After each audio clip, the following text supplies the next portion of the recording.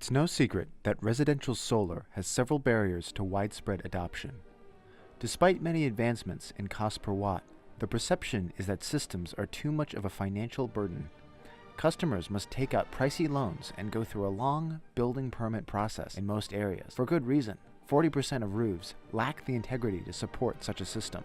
And even those in the growing DIY movement are hesitant as well, due to the dangers of electricity and the relative complexity of these technologies. Batteries, inverters, and optimizers. Oh my! From the point of view of electrical utilities, while net metering is still widely supported in the US, our electrical grid was clearly not designed with full-scale decentralization in mind.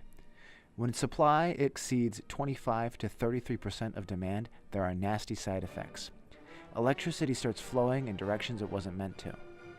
At peak solar hours, utilities have to disconnect solar power sources to avoid power outages and long-term infrastructural damage. As a potential solution to these issues, we propose an all-in-one, modular, Internet of Things approach.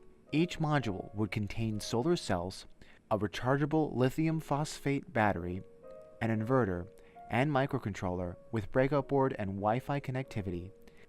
The devices would clip into each other, allowing customers to buy one unit at a time as they are comfortable.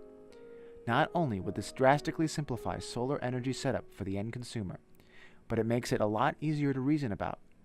Of the several mounting strategies that could be available, the most common would be a tilted wall mount, allowing many homeowners to cleverly avoid the cumbersome permit process and utilize their externally facing outlets.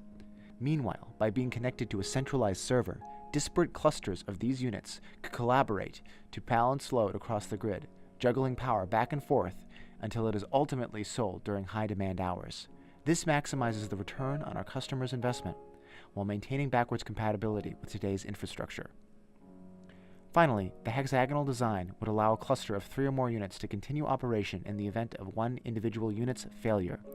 The cluster would detect a unit's failure and automatically send you a replacement with instructions on how to return the failed unit for recycling. We believe that meeting this combination of requirements would in fact produce a product capable of putting a solar panel in every household, saving billions of dollars a year for our customers and tons of carbon. Thank you.